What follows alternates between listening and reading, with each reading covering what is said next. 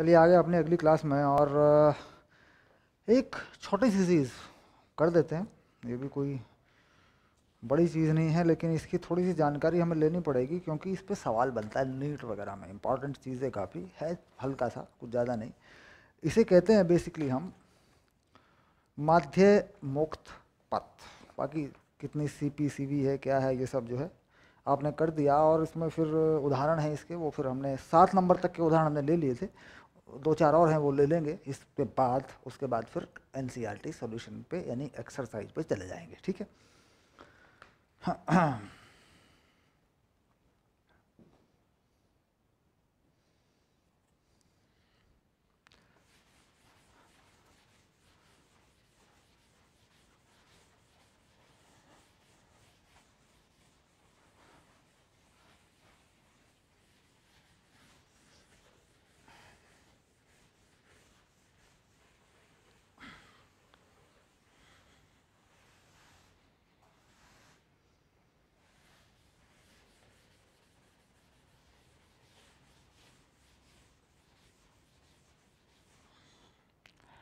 चलिए पकड़ लेते हैं माध्य मुक्त पथ 13/7।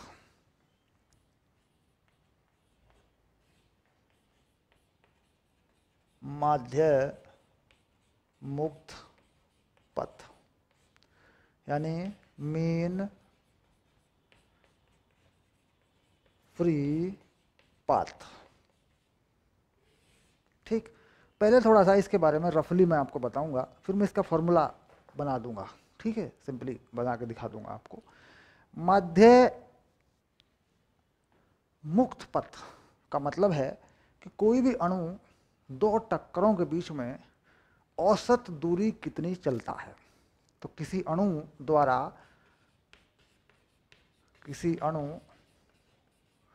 या परमाणु द्वारा दो लगातार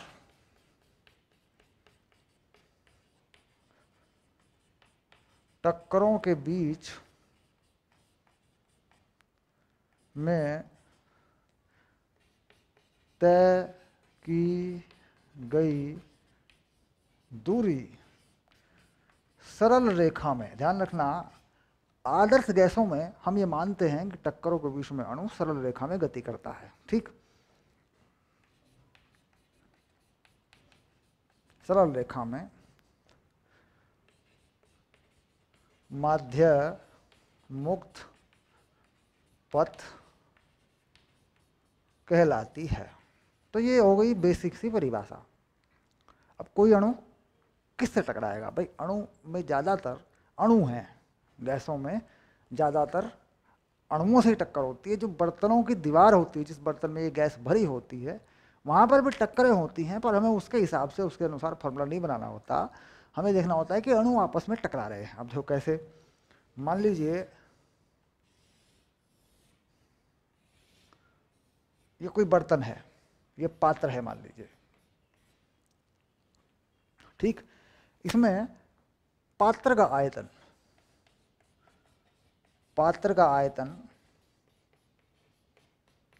V है। पात्र का आयतन V है, और इस आयतन में कुछ अणु हैं जो अपनी मर्जी से इधर उधर घूम रहे हैं। ऐसे ये कुछ अणु हैं मान लीजिए। ठीक। तो अणुओं की संख्या n है। ठीक। तो पात्र में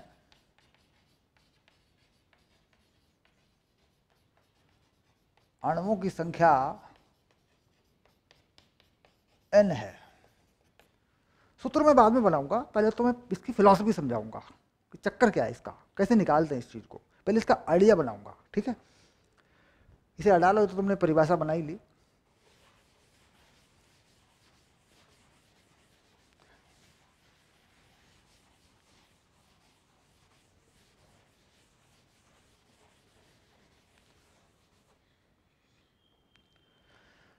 अब अगर हम ये देखें कि साहब एक अणु के हिस्से में कितना आयतन आता है, भाई इस पूरे के पूरे पात्र में n अणु घूम रहे हैं। हमारे इस कमरे में 2 आदमी घूम रहे हैं। तो एक आदमी के हिस्से में कितना आयतन आता है, तो डायरेक्ट ये आधा कमरा लगभग। औसत जो है आयतन या औसत जगह कितनी आती है, तो आधा कमरा आता है। तो एक अणु के हिस्से में कितना आयतन आता है, ठीक। तो प्रति परमाणु या अणु पात्र का आयतन, प्रति परमाणु या प्रति अणु जो भी है, अणु अवस्था में भी गैस हो सकती है, परमाणु अवस्था में भी हो सकती है, ठीक। अब इसके बाद ये कितना होगा, ये होगा V/N, ठीक। यदि यह आयतन एक बेलनाकार रूप में हो, यदि यह आयतन एक बेलनाकार रूप में हो, ठीक। अब मैं बताऊंगा ये बेलनाकार रूप में क्यों हो। यदि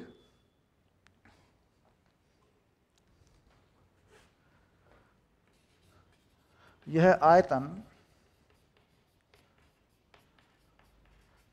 बेलनाकार रूप में हो, ठीक। क्यों? क्योंकि जब भी बेलनाकार का भी मैं बता देता हूं क्यों, क्योंकि जब भी कोई अणु गति करेगा, मान लीजिए देखिए ये अणु इस तरफ गति करेगा, तो कह रहा साहब एक बेलन पर चलेगा, इस अणु से टकराने वाला है, देखो भाई एक बेलन को घेर के चलेगा।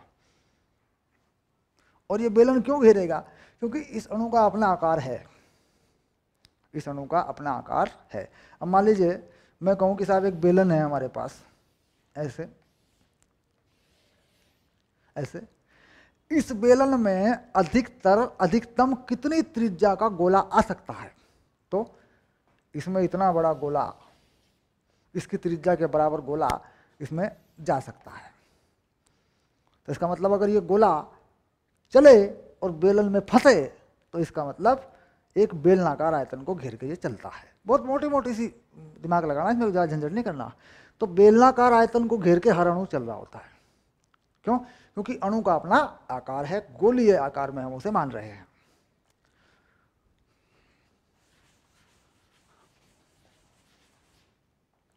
अब आगे चलिए, यदि यह आयतन बेलनाकार रूप में है तो इसका मतलब πd², ठीक, और h कितनी दूरी ये तय करता है।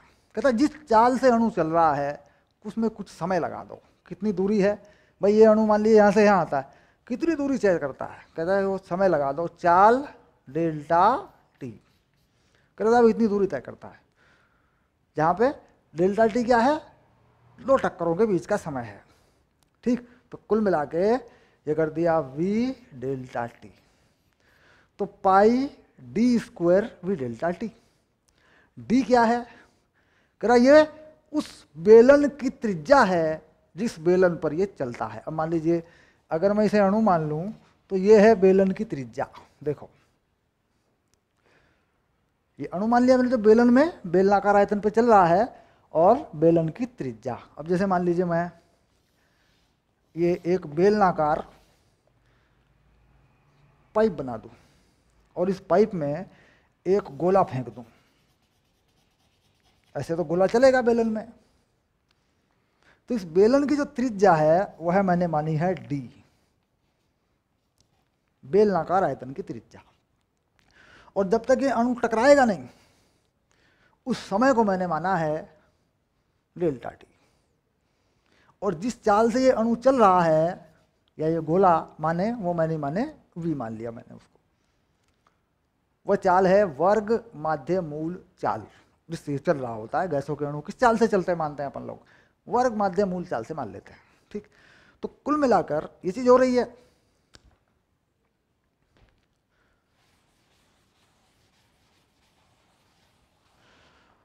तो कह रहे साहब ये जो बेलन है जिसपे ये अणु टकराता है, क्योंकि ये वही आयतन है जितना हर अणु के हिस्से में आता है। एक अणु के चारों तरफ कितनी जगह खाली होती है, वो पूरा आयतन पात्र का, अणुओं की संख्या, यही वो आयतन है भाई। जितने अणु हैं एक अणु के हिस्से में कितना आयतन आता है, देखो ये रहा V/N। और कोई अणु उसी आयतन को लेके चलेगा, वही तो जगह है।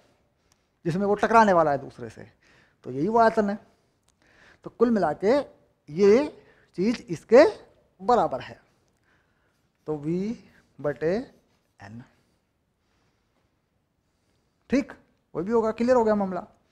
अब यहां कह रहा है जी ये जो चीज है ये V∆T, अगर तुम ध्यान से देखो यही है माध्य मुक्त पथ, क्योंकि यही वो दूरी है जो अणु चला टकराने से पहले, दो टक्करों के बीच में यही वो दूरी है। तो इसे क्या लिख दिया, इसे लिख दिया लैम्डा, और ये हो गया V/N⁴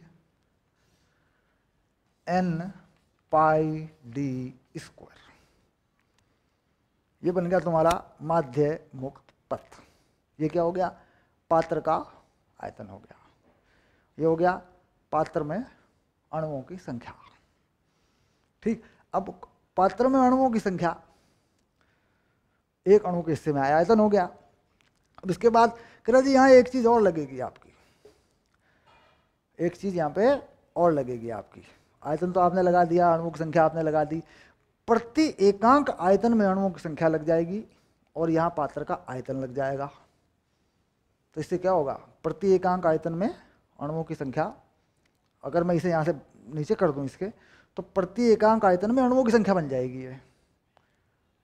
और ये क्योंकि कुल आयतन बटे कुल अणुओं की संख्या, अब कुल अणुओं की संख्या बटे कुल आयतन क्या बन गया, अणुओं की संख्या बटे आयतन क्या होगा, प्रति एकांक आयतन में अणुओं की संख्या। ये भी हो सकता है, मतलब ऐसे ही लिख लो, क्यों झंझट कर रहे हो, जो लिख रहा है वही लिखा रहने दो, अभी कोई दिक्कत नहीं, थोड़ा और चेंज करेंगे।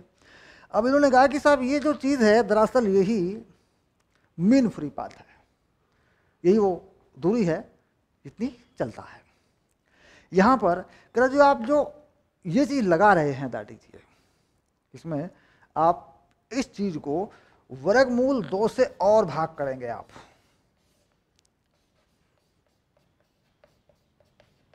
ये वर्गमूल 2 से भाग क्यों करेंगे, क्योंकि जो प्रभावी चाल है, जो प्रभावी चाल है वह दोनों अणुओं की गति के कारण है। मान लीजिए हमने कहा ये अणु इस अणु पे टकराता है, ये अणु इस अणु पे टकराता है, हम ये मान के चल रहे हैं, ठीक। तो ये अणु भी तो चल रहा है, दो अणु चल रहे हैं, तो उनके बीच की जो आपेक्षिक चाल है आप उसको लगा देंगे। आपेक्षिक चाल कितनी हो सकती है, अगर हम दो अणुओं की आपेक्षिक चाल की बात करें तो कह रहा जी एक अणु के पीछे v दूसरा अणु है एक ही दिशा में, तो यहां पे आपेक्षिक चाल क्या होगी, 0 होगी। रिलेटिव वेलोसिटी कितनी होगी, ये इसको थोड़ी पकड़ पाएगा, 0 हो गई। कह रहा अगर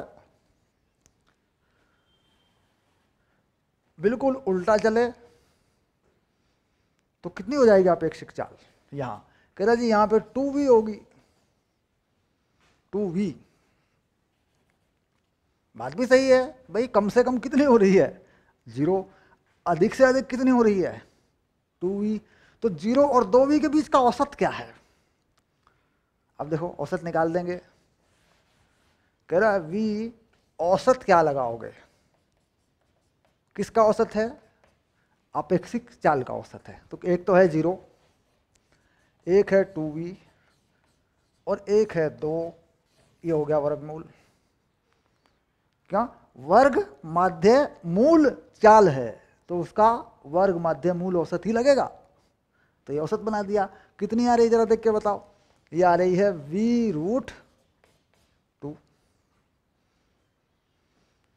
तो v√2 लग गया, √2 का फैक्टर आ गया नीचे, ठीक। तो ये बना लिया तुमने mean free path, just modified. अब एनसीईआरटी के हिसाब से देख के इसको सेट कर देते हैं, ठीक है, पाठ्य पुस्तक में देख के इसको सेट कर देते हैं।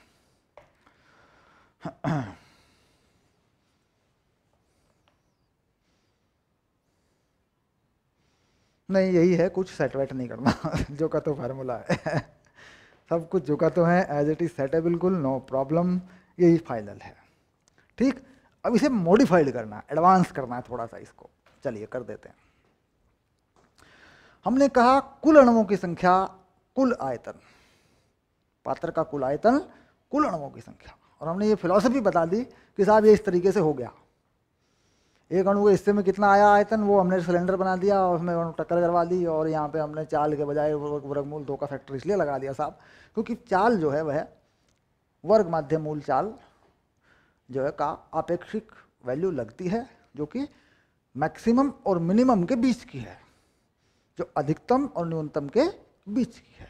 ठीक, ये हमने लगा दी इसमें। अब इस पर जरा विचार करेंगे, फार्मूला बन गया।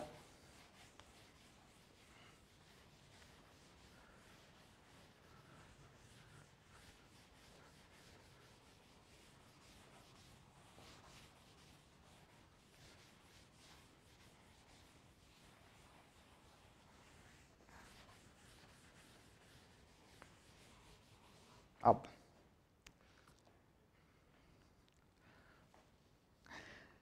ये क्या है डी, अगर देखा जाए, हमने विचारा भाई डी क्या है, हमने कहा डी साहब उस बेलन का, उस बेलन की त्रिज्या है जिस बेलन पे वही बेलनाकार आयतन को घेर के चलता है। कह रहा है ये कितनी होनी चाहिए, ये कितनी होनी चाहिए। कह रहा है अगर कोई परमाणु दूसरे परमाणु से टक्कर करता है, अगर कोई परमाणु दूसरे परमाणु से टक्कर करता है, ये परमाणु इस दिशा में से आया है और ये परमाणु इस दिशा से आया है,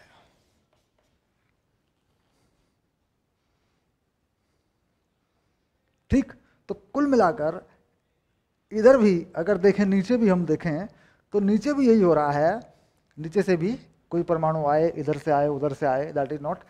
तो ये इस परमाणु का पूरा अगर मैं व्यास ले लूं d और उस बेलन की त्रिज्या बना दूं, इसको मैं बेलन की त्रिज्या बना दूं, ठीक, क्योंकि टक्कर यहां होनी है। देखो इन दोनों के बीच में ये d दूरी मैंने बना रखी है, तो मैं इसको बेलन मान लेता हूं। ऐसे नीचे एक परमाणु रखूं और इसको बेलन मान लूं, ये रहा। तो कह रहा जी ये वो बेलन है जिस बेलन के बिल्कुल सेंटर में परमाणु या अणु चल रहा है। यह अणु जब ऊपर से आते हुए किसी अणु से टकराएगा तो उनके बीच में कम से कम दूरी कितनी रहेगी। कह रहा जी उनके व्यास, मतलब एक अणु के व्यास के बराबर रहेगी और उसका डबल होकर दूसरा भी आ सकता है, उतना ही जगह वो भी लेगा। तो कह रहा इस तरीके से एक अणु के व्यास के बराबर ही तुम्हें उस बेलन की त्रिज्या माननी होगी जितना आयतन वो घेर के चलेगा, ठीक। क्योंकि अणुओं के आकार हैं, उनके व्यास हैं, त्रिज्याएं हैं, समझ रहे बात को। तो ये चीज हुई, तो डी डी। तो अब देखिए जरा, ये पूरा का पूरा बेलन एक अणु घेर के चल रहा है और इतना ही ऐसा ही एक बेलन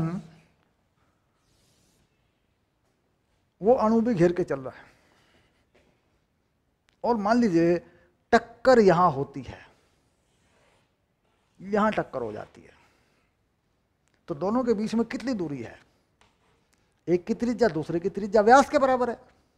तो यानी ये जो डी है यह अणु का या परमाणु का व्यास है।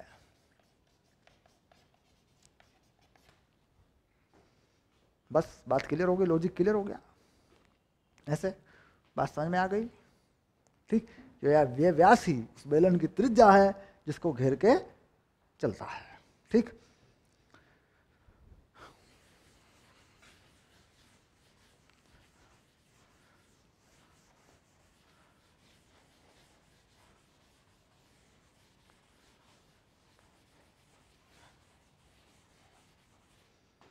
तो फॉर्मूला ये फाइनल हुआ और इसको हम इधर से अलग से लिख देते हैं। इस पर फिर विचार करेंगे थोड़ा और, क्योंकि इस पर क्वेश्चन बनता है नीट में, जेई में, और दैट इज़ की सिर्फ बात करने से काम हो जाएगा, कोई इसमें कोई बहुत बड़ी गणना वणना कैलकुलेशन नहीं करनी, फ्री का क्वेश्चन होता है।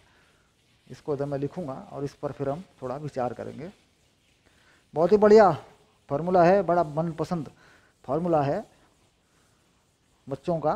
तो सर ये बढ़िया है मेन फ्री पाथ, इसमें कोई झंझट ही नहीं है, सीधा लगाओ हो गया।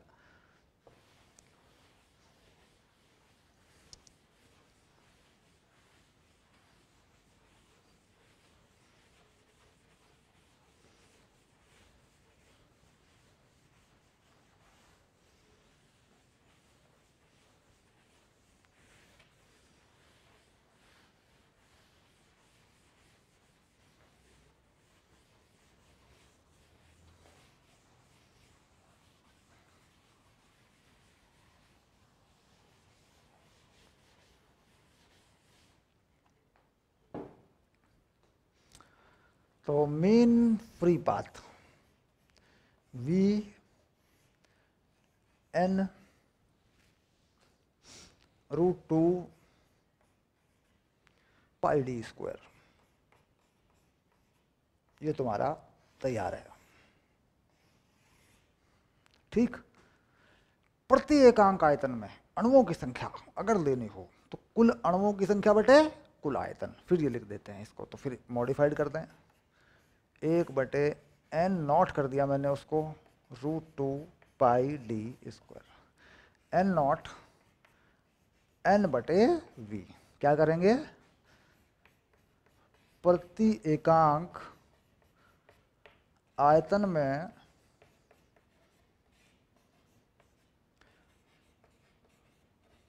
अणुओं की संख्या या परमाणुओं की संख्या, कोई फर्क नहीं पड़ता, दैट इज, तो अणु गैस है या परमाणु की स्थिति में, दैट इज का मतलब नहीं। ठीक है, ये आ गया तुम्हारा सूत्र। तैयार है मामला, इतना पकड़ लो। ये क्या है, अणु या परमाणु का व्यास है, पाई 22/7 है। इसे कहते हैं संख्या घनत्व। क्या कहते हैं इसको, इसे कहते हैं संख्या घनत्व। संख्या का ये घनत्व है, यानी कुल संख्या बटे कुल आयतन, दैट इज संख्या का ये घनत्व है। ठीक, यहां तक डन हो गया, चलिए आगे चलते हैं।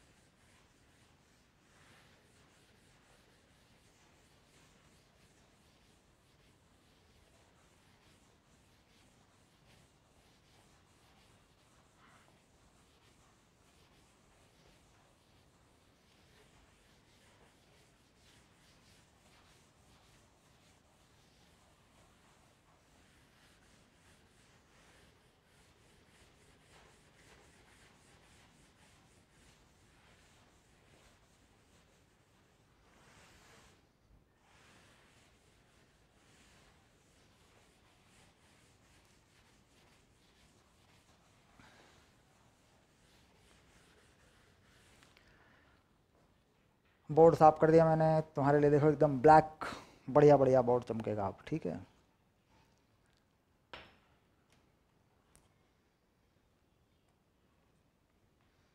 Okay, colour change. कह रहा मेन फ्री पाथ पर ताप दाब का प्रभाव या आयतन का प्रभाव। ठीक, अब देखो यहां पे आयतन बढ़े और अणुओं की संख्या ना बढ़े तो मेन फ्री पाथ बढ़ जाएगा, ये बिल्कुल सिंपल सी बात है। मान लीजिए पहले किसी गैस को आपने 1 लीटर में के डब्बे में बंद कर रखा है, उसी गैस को आपने 5 लीटर के डब्बे में बंद कर दिया, तो मेन फ्री पाथ 5 गुना हो जाएगा।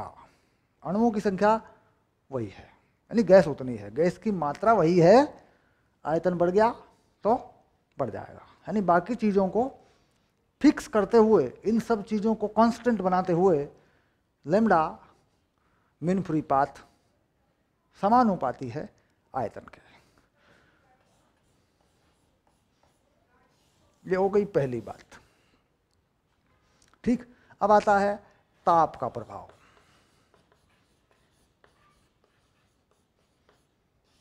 तो हमने कहा लैम्डा समानुपाती है आयतन के, किसी भी गैस के लिए। गैस की मात्रा नहीं बदलनी, ध्यान रखना है, गैस को बदलना नहीं है।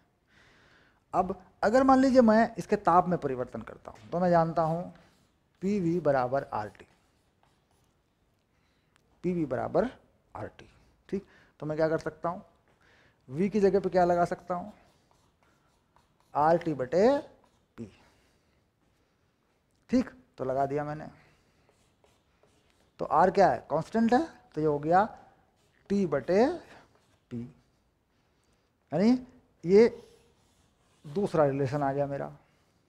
तापमान बढ़ाने से बढ़ जाएगा मीन फ्री पाथ, दाब घटाने से बढ़ जाएगा। तापमान नहीं बढ़ाया तो यहाँ क्या करते हैं, दो बातें आ जाती हैं, लैम्डा प्रोपोर्शनल टू टी। ठीक, दाब नियत, दाब नहीं बदलना, सिर्फ ताप बढ़ा दो, बढ़ गया देखो। उसके बाद 1/P, ये दूसरा रिलेशन आ गया, ताप नियत। तो दाब बढ़ा तो ये मीन फ्री पाथ घट जाएगा। तो तीनों संबंध पक्के करने हैं, एक ये है, एक ये है, एक ये है। कौन कांस्टेंट है कौन नहीं है यहाँ से देखना है। ठीक, आयतन पर सीधा देख लेना है, और अगर टी और पी दोनों में से कुछ बढ़ा रहा है तो यहाँ देख लेना है। ठीक, अब चलिए इसमें तुम्हें एक सवाल दे देता हूँ, मैं एक सवाल कराता हूँ।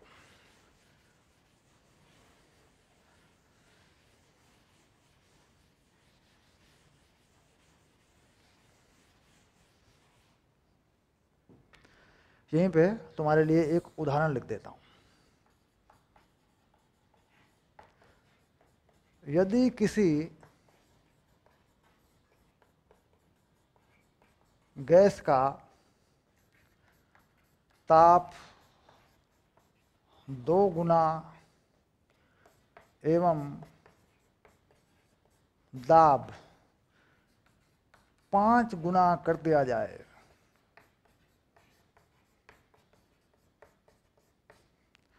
तो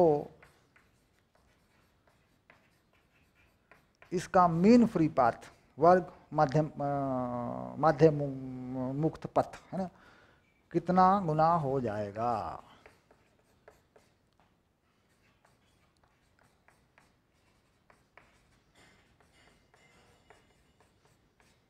ठीक, अब देखो यहाँ क्या हो रहा है, ये रहा लेमडा।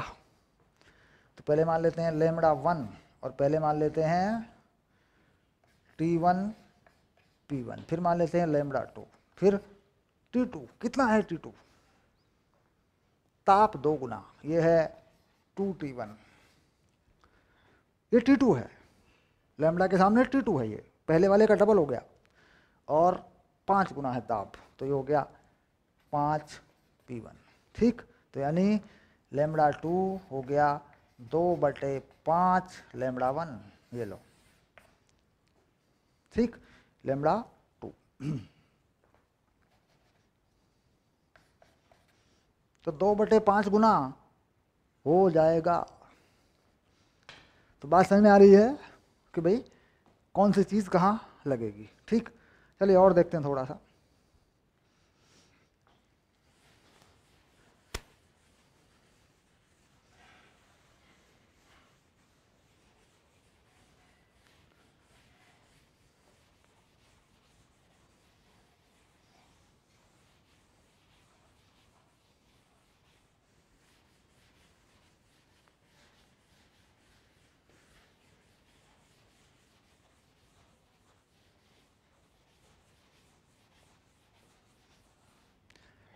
यानी 3 बातें हैं, lambda proportional to V, lambda proportional to T बटे पी। ये बातें हैं दो, मेन बात दो हैं। कौन नियत है कौन नहीं है ये सारी बातें हैं। अब देखो देखते हैं।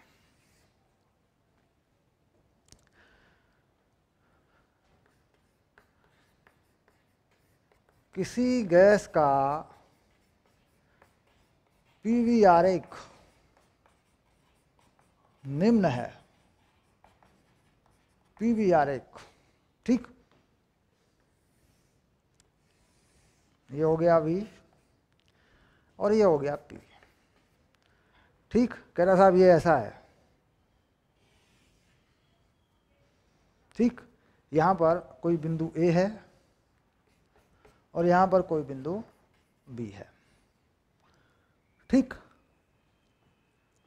यदि गैस के अणुओं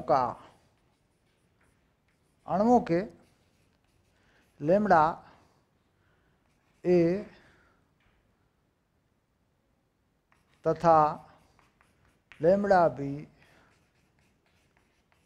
बिंदु ए व बी पर हैं, तो लेमड़ा ए बड़ा है लेमड़ा बी से या लेमड़ा बी बड़ा है लेमड़ा ए से, इन दोनों में से आपको बताना है, ठीक। ये है आरेख। अब यहाँ पर जो आयतन है वो क्या है, वो है वी ए। यहाँ है लेमड़ा ए, आयतन कितना है, कम है। और यहाँ पर क्या है, वी बी, और यहाँ पर है लेमड़ा बी। यही बात हो रही है। आयतन की निर्भरता क्या है, वो है आयतन की निर्भरता, ठीक। अब चूंकि आयतन की निर्भरता जब हम देखते हैं तब हम ताप और दाब की निर्भरता नहीं देखते हैं, क्योंकि हमारे पास सूत्र में सिर्फ आयतन है, दाब के अनुसार नहीं। हमें आयतन की निर्भरता साफ साफ दिख रही है, साफ आयतन बढ़ रहा है, दाब भी बढ़ रहा है, दाब भी बढ़ रहा है। तो आप कंफ्यूज हो जाएंगे, बोला सर दाब तो बढ़ रहा है, नहीं कुछ और कारण है, तापमान बढ़ रहा होगा, कुछ और हो रहा होगा। हम जब आयतन की निर्भरता देखते हैं तब ताप और दाब की निर्भरता नहीं देखते, क्योंकि हमने इसी वी को इसमें बदला है पीवी बराबर आर टी से। तो आयतन के कंसेप्ट के अकॉर्डिंग केवल आयतन पर निर्भर है तो आयतन बढ़ रहा है, सीधा हो गया। ये हो गया नहीं नहीं नहीं नहीं, दूसरे वाला होगा, ये गलत हो गया, ये हो गया, देखो ये सही हो गया। ये लो, आयतन ज्यादा, सिंपल, आयतन बढ़ गया मीन फ्री पाथ बढ़ गया, ठीक। आयतन पर सीधा देखना होता है।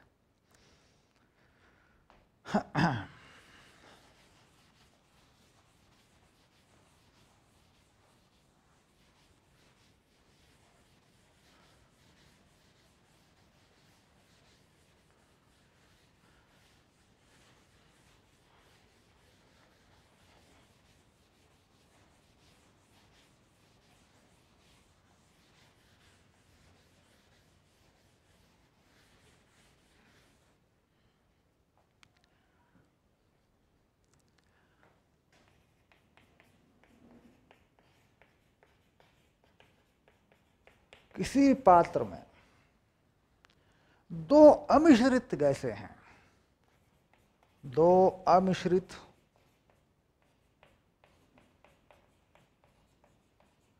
गैसें भरी हैं जिनके अणुओं के व्यासों का अनुपात d1/d2 1/3 है, और गैसों के मोलों का अनुपात 3/5 है, यानी मोलों का अनुपात 1:3, 1:5। ठीक। गैसों के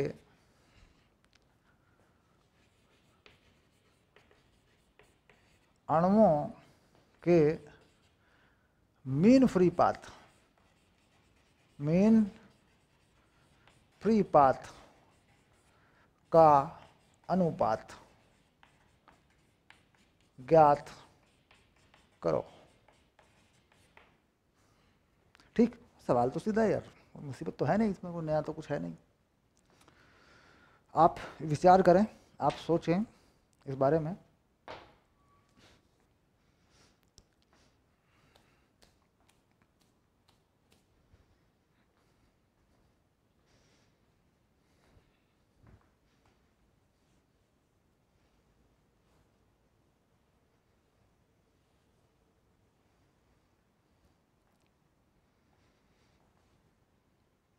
ठीक, चलिए शुरू करते हैं। डन। फॉर्मूला जो कह रहा है, फॉर्मूला ये कह रहा है किसी भी एक गैस के लिए VN/d², और ये समानुपाती का निशान है। आयतन V है, आयतन में ये अणुओं की संख्या है किसी भी एक गैस के लिए।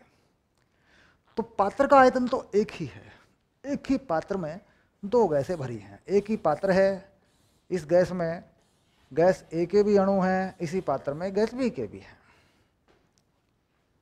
एक का अणु थोड़ा बड़ा है, एक का छोटा है, एक के मोल ज़्यादा हैं, एक के कम है।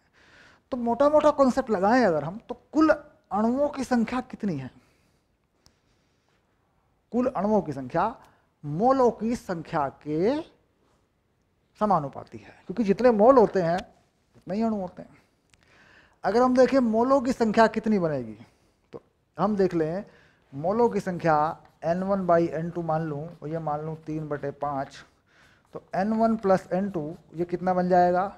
ये लगभग बनेगा 8K। ये है कुल अणुओं की संख्या। ठीक, तो कुल अणुओं की संख्या यहाँ अगर लगेगी पात्र में, तो कितनी लग गई यहाँ पे? 8। ठीक, अब एक गैस के लिए लेमड़ा, और एक गैस का व्यास क्या है? d1, इसका स्क्वायर है। दूसरी गैस के लिए V और 8d2 स्क्वायर है। यहां से λ1/λ2 d2/d1 का स्क्वायर है, और d1/d2 क्या है? 1/3। d2/d1 क्या होगा? 3/1 का स्क्वायर है, यानी 9/1 उत्तर है। लगा दिया कॉन्सेप्ट? बात समझ में आ गई? ये कॉन्सेप्ट कुछ यहाँ पे मोलों की संख्या मायने नहीं रख रही है। देखो 3 और 5 कुल अणुओं की संख्या इससे निकलती है, और कितने मोलों की संख्या बनती है? 8K। तो ये तो अणुओं की संख्या 8K के समानुपाती लगेगी। 8 का नंबर लगा सकते हो यहाँ पे, लगा दो, ना लगाओ। निर्भरता किस पे देखी जानी है? व्यासों पे। तो व्यास आ गए। ठीक, तो मीन फ्री पाथ 9/1, λ1/λ2। ठीक।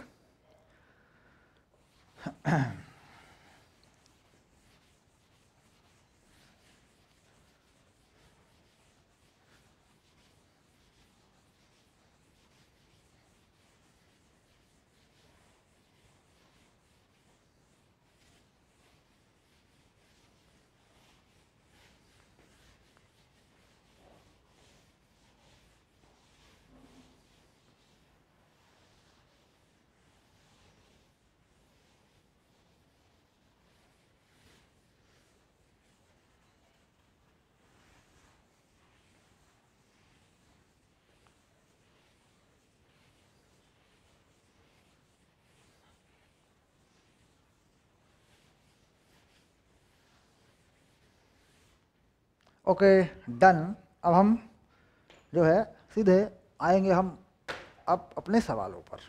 ठीक, एनसीईआरटी के कुछ उदाहरण है वो करेंगे और उसके बाद अपने अभ्यास करेंगे। फिर थ्योरी आपकी इस चैप्टर की दैट इज फिनिश, खत्म हो चुकी है। ठीक है, जेई नीट हेल्पर के कोर्स में जाएं, अपनी जेई नीट के सवाल इसको डेवलप करें अच्छे से। मैंने इशारा किया है जहाँ जहाँ मैंने पढ़ाया है कि that will be develop in JEE NEET.